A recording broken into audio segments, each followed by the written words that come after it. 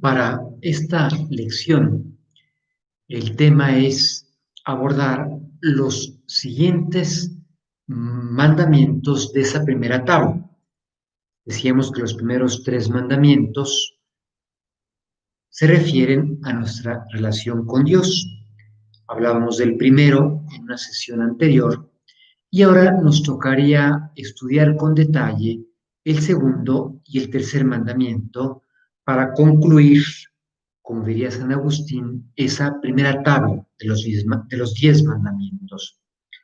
El segundo es no tomar el nombre de Dios en vano. Encierra el deber positivo de honrar el nombre de Dios. Aquí ya salió una idea interesante que nos va a salir con mucha frecuencia. Aunque los mandamientos estén enunciados de manera negativa, acuérdense, señalan comportamientos que siempre son desordenados, absolutos morales, todo mandamiento negativo en el fondo remite a un valor muy positivo. Por ejemplo, aquí, no tomar el nombre de Dios en vano, lo que propone, a lo que anima este mandamiento, es a honrar el nombre de Dios. Cuando decimos el nombre de Dios, no es solo la palabra Dios. Es bonito ver que en casi todas las lenguas, al menos todas las que yo he estudiado, aquí hay gente que sabe mucho de idiomas, podrá hacer también su ejercicio. La palabra Dios es un monosílabo. Dios en español, God en English, Dio en italiano, Deus en lengua latina. Me decía una vez una niña chiquita de primaria una idea muy bonita.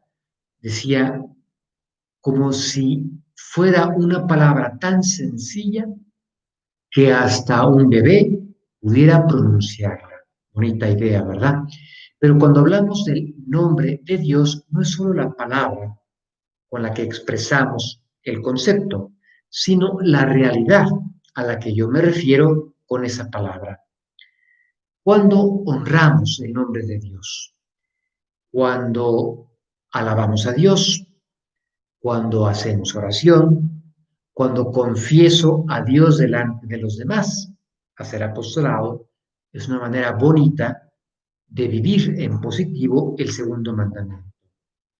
Cuando escuchamos con atención, de manera reflexiva, la palabra de Dios, es decir, no solo lo leo como un texto de la antigüedad, sino como lo que es palabra de Dios. ¿Qué prohíbe este segundo mandamiento? El uso inconveniente del nombre de Dios y de las cosas sagradas. Acuérdense, nombre es no solo la palabra, sino lo que esa palabra designa.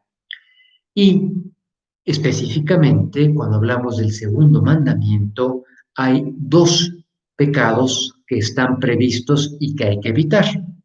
Esas son las acciones desordenadas que hay que evitar en este segundo mandamiento, que son la blasfemia y el perjurio. Explico las dos. En primer lugar, la blasfemia es proferir palabras o gestos que sean injuriosos, ofensivos en contra de Dios o de las realidades sagradas. Pueden ser palabras.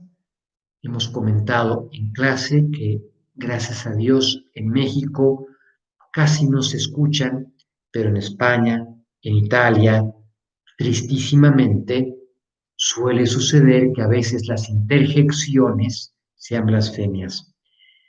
También gestos.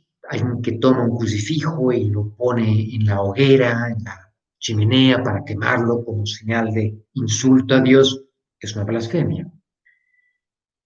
El perjurio es el juramento en falso. ¿Qué es jurar? Jurar es una expresión técnica que significa lo siguiente: yo pongo a Dios por testigo de que lo que estoy diciendo es verdadero. Nos damos cuenta que es una expresión muy solemne, que habrá que dejar para ocasiones solemnes. En la vida de cada día no suele ser necesario tener que jurar. Por eso es bueno uno y corregir a otras personas si hubiera como ese vicio de estar jurando con frecuencia. La gente joven, los pequeños, a veces lo hacen con mucha frecuencia, te juro. Es bueno hacerles notar. Mira, mejor cambia la expresión. Te lo prometo, créeme, te doy mi palabra, pero no poner solemnísimamente a Dios por testigo de que es verdad lo que te digo, si es algo cotidiano que no requiere mayor solemnidad.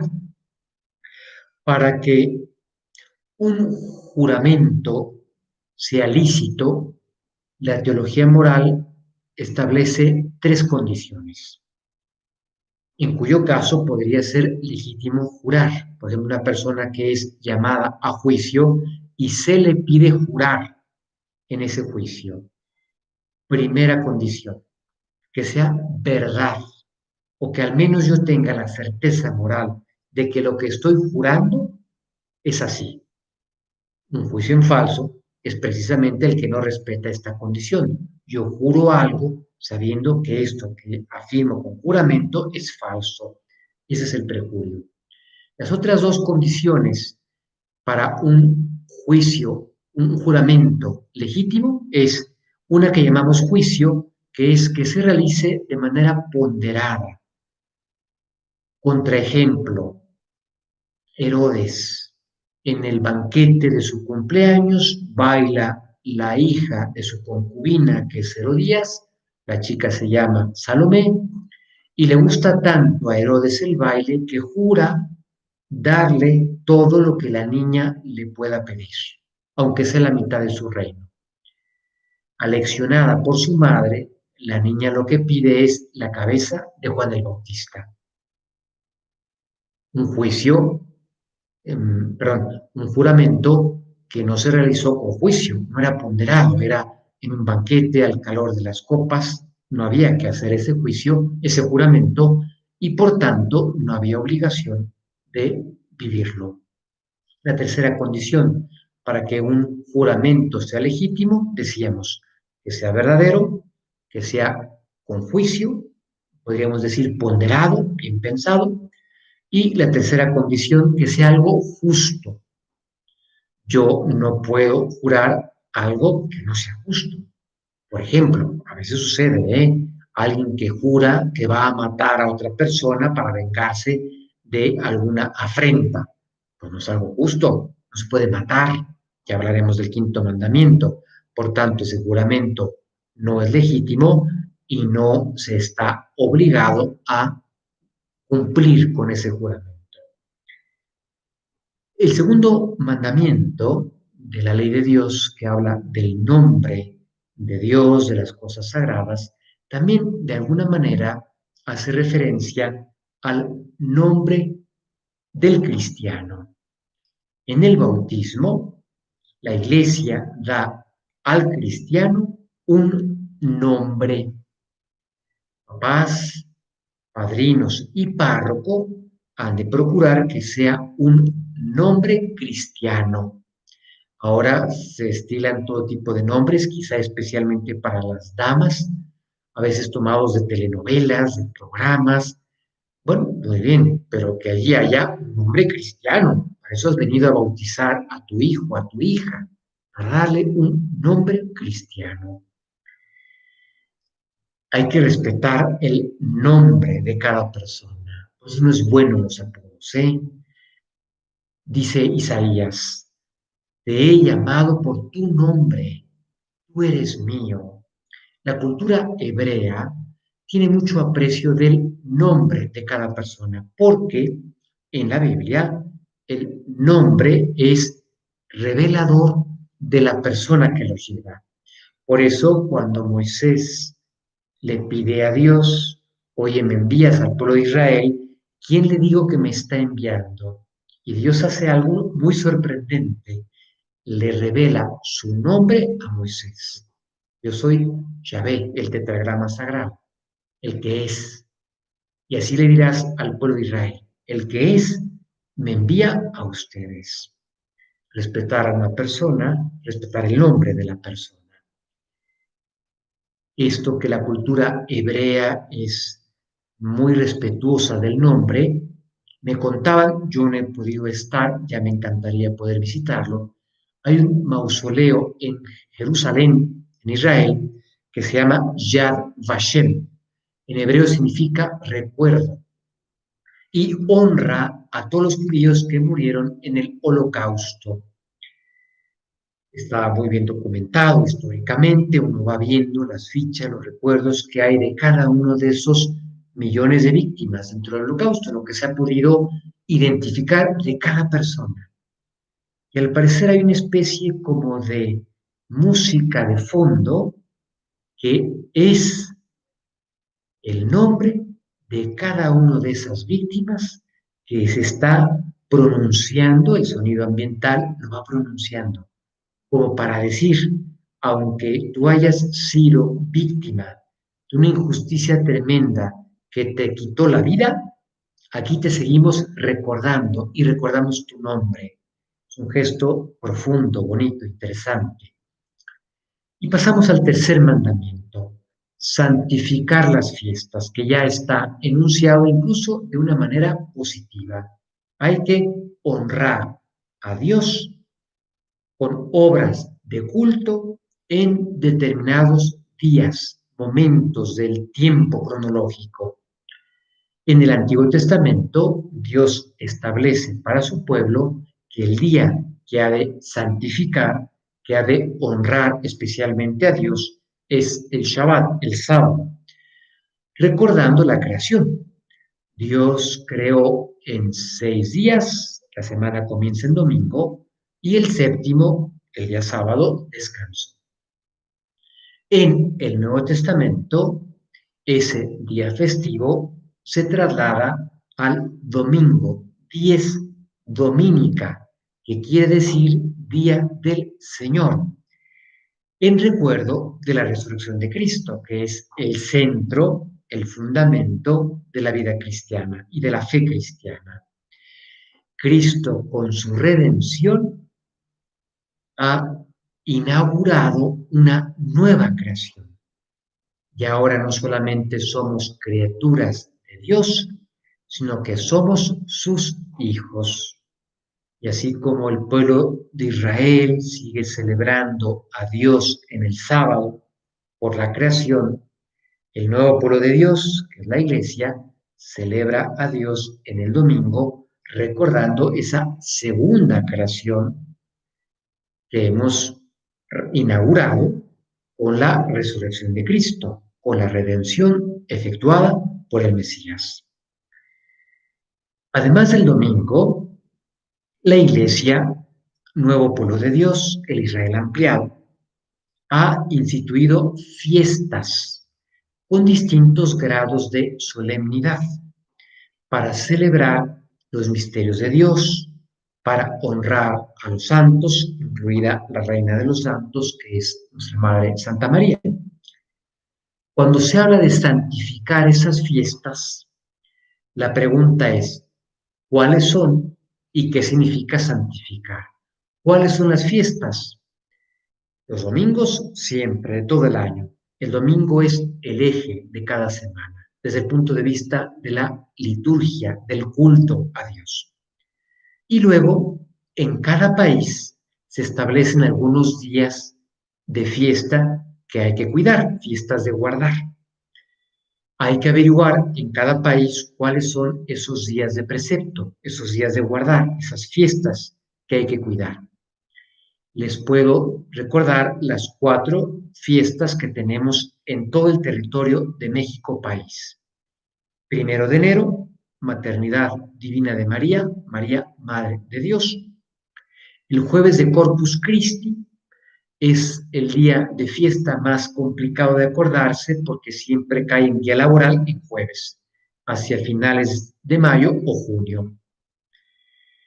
El día de Guadalupe, Nuestra Señora de Guadalupe, 12 de diciembre, y el día de Navidad, 25 de diciembre. Esas son las 4 fiestas de precepto, días de guardar, que tenemos en México, en todo el territorio nacional. Si uno va a otro país, uno tiene que investigar cuáles son los días de guardar en este país. Yo hice una investigación hace un tiempo, porque de aquí de Santa Fe tenemos feligresía que viaja mucho, y descubrí que los días de precepto, el mínimo, el país que tiene el mínimo número de días de precepto es Hong Kong. Vamos a pedir qué sucede en Hong Kong. Esperemos que la transición sea pacífica, ¿verdad? Hong Kong, la iglesia en Hong Kong tiene un día de precepto, además de los domingos. Y el país que más días de precepto tiene, ya se imaginarán ustedes, ¿verdad? El Estado del Vaticano. Tiene 10 días de precepto, además de todos los domingos. Entre 1 y 10 estamos todos los demás países. Y en cada lugar, pues uno tiene que investigar cuáles son los días de precepto en el país en el que estoy. Como aquí tenemos varias familias que van a Estados Unidos, investigué un poquito sobre Estados Unidos. Estados Unidos tiene un sistema un poquito complicado. Tiene desde luego más que los 4 días que nosotros tenemos. Algunos no coinciden, ¿eh? Guadalupe no es día de precepto en Estados Unidos, sí lo es en México. Entonces ellos tienen varios días, más de 4, pero si uno de esos días cae en lunes, ya no es de precepto. Les ha pasado a familias de aquí, de Santa Fe, que fueron a Estados Unidos, y me acuerdo que les tocaba que el 1 de enero era lunes. Entonces ellos fueron a su misa de domingo y al día siguiente fueron 1 de enero pensando que sería día de precepto y querían estar en misa. Y se encontraron con que las iglesias estaban incluso cerradas, porque si un día de precepto cae en lunes, ya no es de precepto en Estados Unidos. Por tanto, ¿cuáles son las fiestas de guardar? Depende de cada lugar. En México tenemos esas 4 y hay que investigar, si uno está en un país distinto, cuáles son los días de guardar que la Iglesia Católica tiene en este país. ¿Y qué significa santificar la fiesta? 2 cosas muy claras: la asistencia a misa y el descanso. Hablemos de asistir a misa un día de precepto, sea domingo, sea día de guardar, aunque no sea domingo. ¿Por qué la misa? Porque es lo más grande que tenemos, la Eucaristía. Cristo, que actualiza su entrega de amor por cada uno de nosotros, el regalo más grande que tiene la Iglesia. Y por eso fundamenta la vida cristiana y por eso la autoridad eclesiástica humana ha concretado que santificar la fiesta, que es un precepto de moral natural, se traduce en la Iglesia Católica en asistir a misa entera, desde en el nombre del Padre, del Hijo y del Espíritu Santo, hasta que nos dan la bendición. Pueden ir en paz.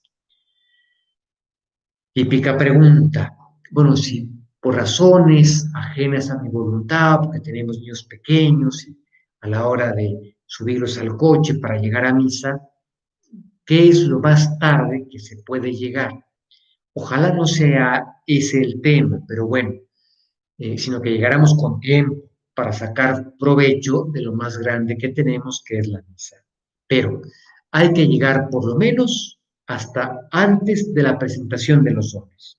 O sea, cuando el sacerdote presenta el pan y presenta el vino, que se van a convertir en cuerpo y sangre de Cristo. Al menos habrá que haber llegado a ese momento.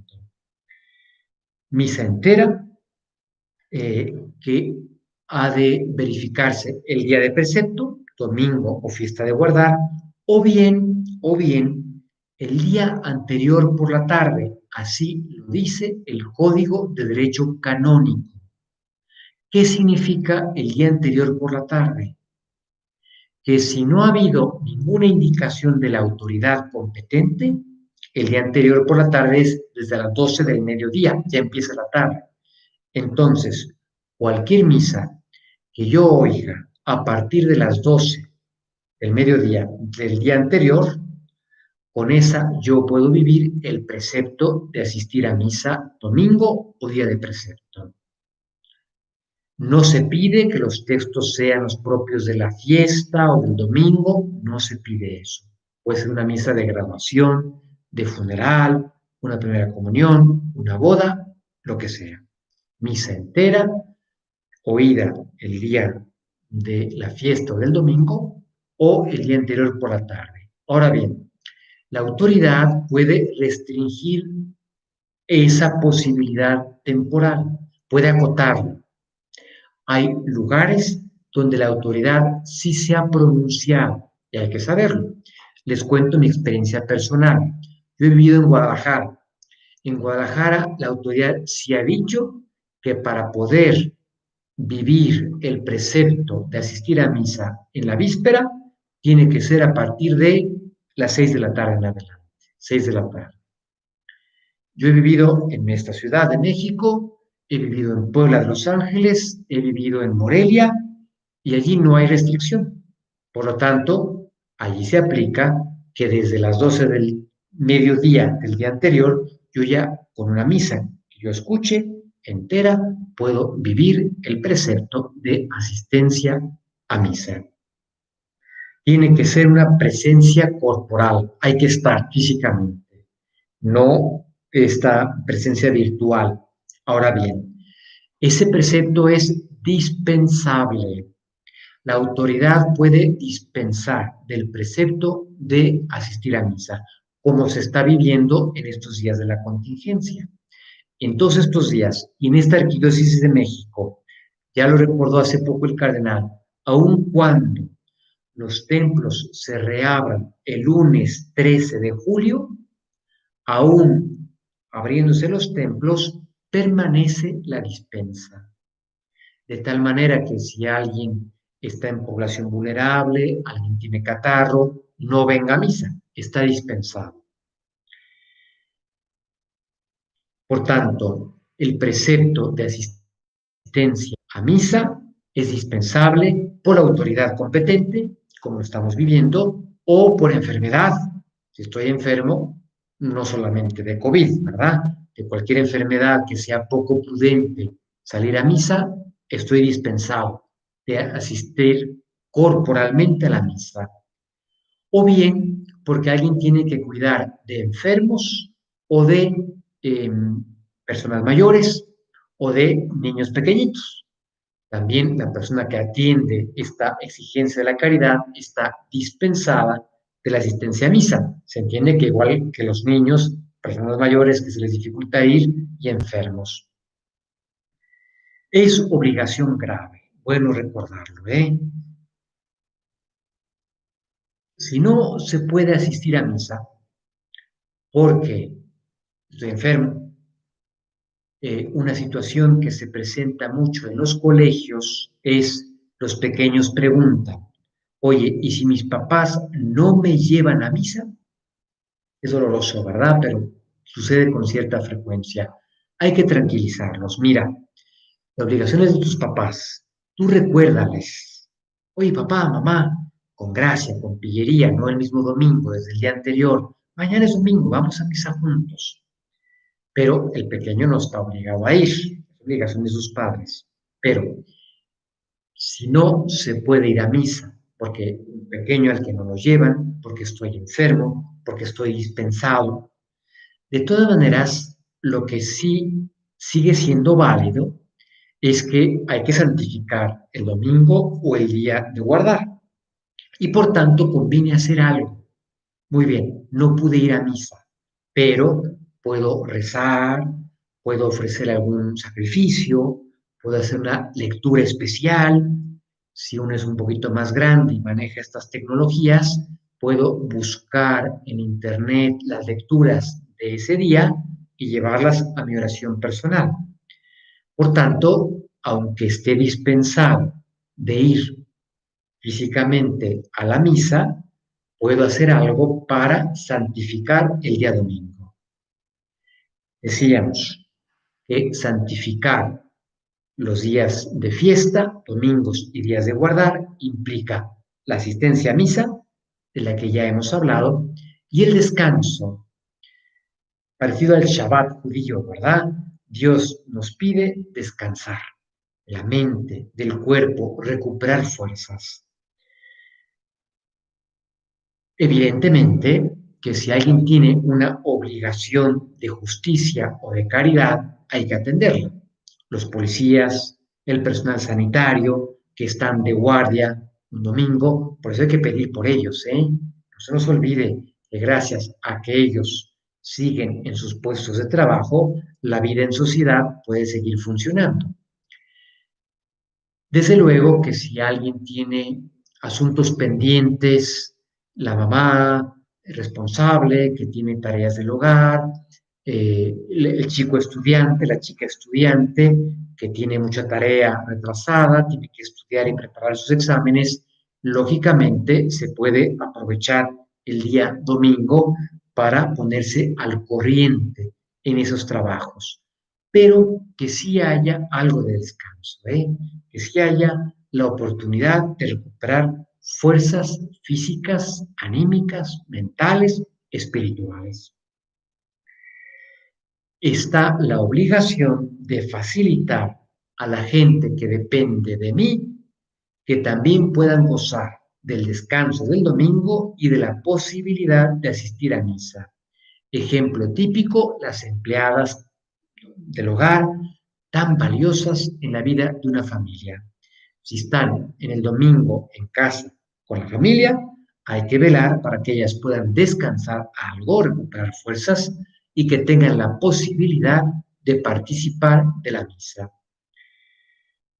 Es muy bonito que los cristianos demos ejemplo público de alegría, de oración en nuestros días de fiesta. El domingo, los días de guardar en un país que se nos vea especialmente alegres, es una contribución muy valiosa de los cristianos a la vida espiritual de una sociedad.